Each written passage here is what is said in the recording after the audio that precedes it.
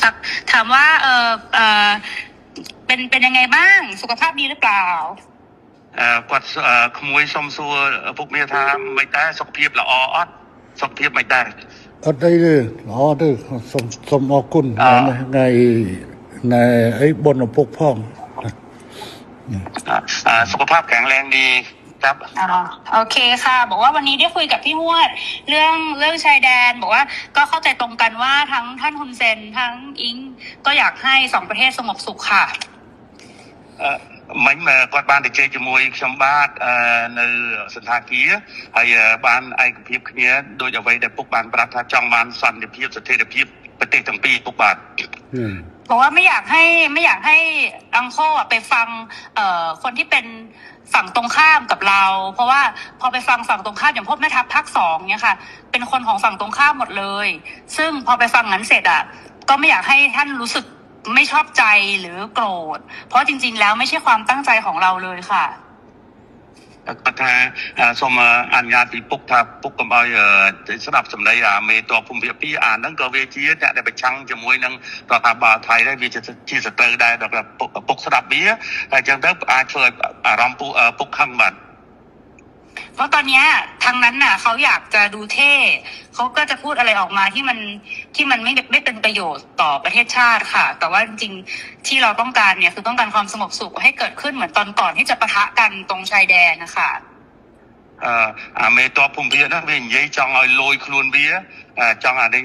សាង rating មកវាហើយទៅធ្វើឲ្យប៉ះពាល់ដល់តំណែងប្រទេសទាំងពីរយ៉ាងធ្ងន់ធ្ងរពុកបាទដែលយើងប្រទេសទាំងពីរគឺចង់បានស្ថិរភាពនិងសន្តិភាពដូចអ្វីមុនព្រឹត្តិការណ៍កើតឡើងពុកបាទบอกว่าให้ท่านฮุนเซนเห็นใจหลานหน่อยเพราะว่าตอนนี้คนในประเทศไทยเขาไล่เราไปเป็นนายกที่เขมรหมดแล้วគាត់ថាគាត់សូមអនុញ្ញាតពុកថាអាណិតក្មួយផងឥឡូវនេះថៃប្រជាជនថៃពីច្រើនបានដេញហើយដេញក្មួយថាទៅនៅស្រុកខ្មែរទៅព្រោះជានាយករដ្ឋមន្ត្រីខ្មែរពុកបាទบอกว่าจริงๆแล้วถ้าท่านอยากได้อะไรก็ให้ท่านบอกมาได้เลยค่ะเดี๋ยวจะดูจัดการให้អញ្ចឹងបើពុកចង់បានអ្វីពុកអាចមានប្រសាសន៍ទៅគាត់នឹងរៀបចំធ្វើការងារនឹងបន្តជូនពុកតែម្ដងឥឡូវបញ្ហាដែលខាងនេះចង់បានគឺធ្វើម៉េចឲ្យនៅច្រកព្រំដែនទាំងអស់ត្រូវបើកឡើងវិញជាប្រក្រតីអាហ្នឹងគឺថាការចង់បានខាងនេះគឺតែប៉ុណ្ណឹងនឹងជំហានទី1ขั้นตอนที่1อยากให้ชายแดนเปิดปกติเหมือนก่อนเกิดเหตุครับโอเคค่ะตรงกันព្រោះបញ្ហានឹងដូចគ្នាយល់ដូចគ្នាបញ្ហានេះគឺខាងកម្ពុជាជាអ្នកដើរក្រោយទេតើតែខាងថៃបិទដែងដកយកបំរាមដែងបិទព្រំដែនបិទច្រកព្រំដែននេះចេញជាមុនបានកម្ពុជាចាប់ផ្ដើមអនុវត្តតាមក្រោយ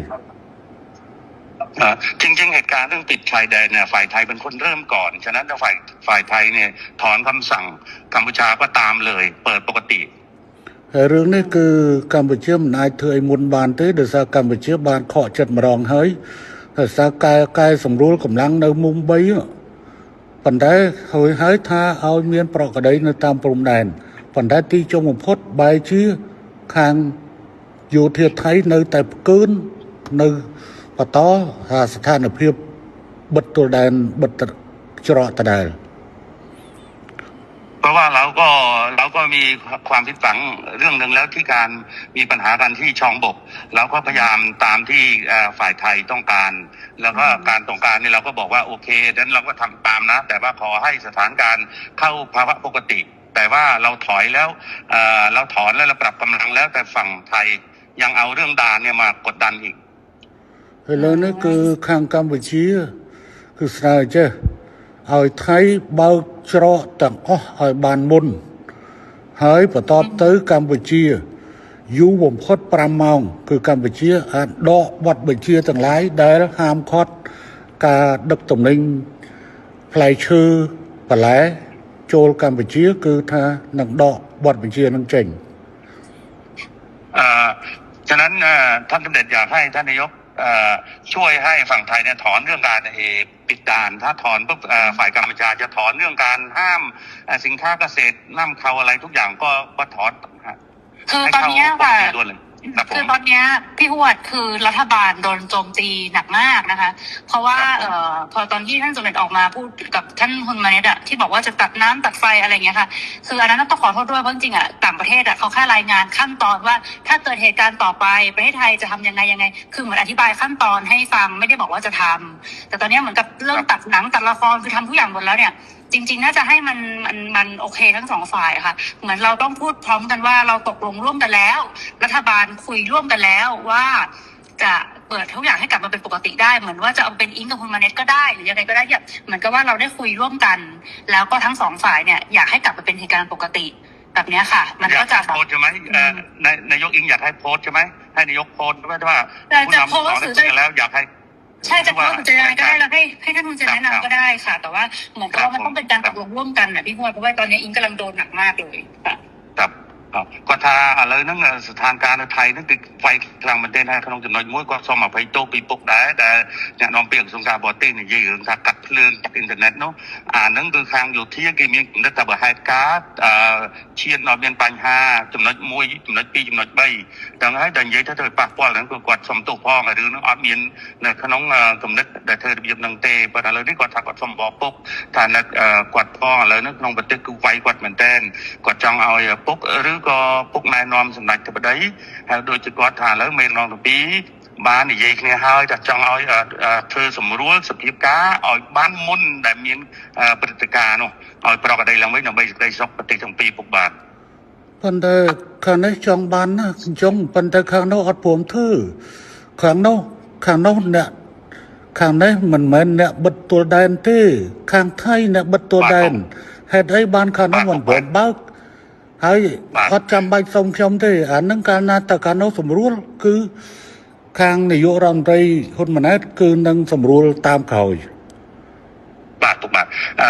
จริงๆเนี่ยท่านเนี่ยเป็นคนที่อยากได้เรื่องเสถียรภาพมากท่านนายกแต่ว่าทหารนี่มันมาปิดด่านก่อนอะไรก่อนนะมันเริ่มต้นก่อนกดดันก่อนฉะนั้นต้องเปลี่ยนทหารพร้อมไหมในการเปิดด่านพร้อมค่ะทั้งนี้ตามหมดทั้งนี้ตามทั้งนี้ตามหมดฮะ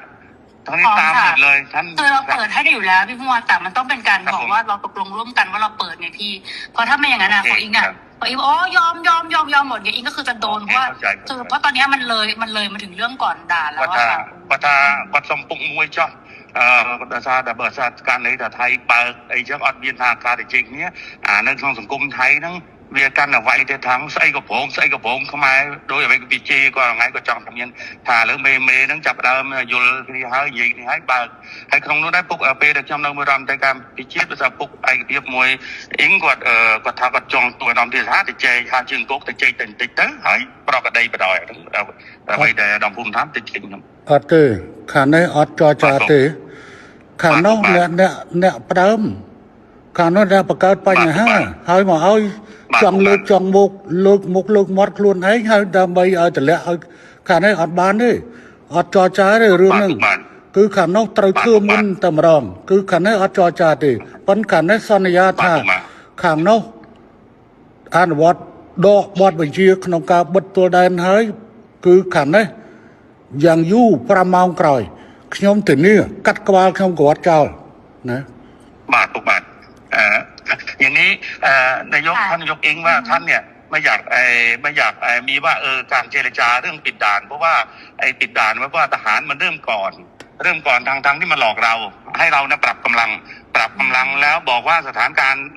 ต้องเข้าปกติพวกตอนที่ปรับกำลังในช่องบกเนี่ยคุยกันเรียบร้อยบอกว่าถ้าปรับตรงนี้เสร็จเรียบร้อยนะทุกอย่างต้องจบทหาร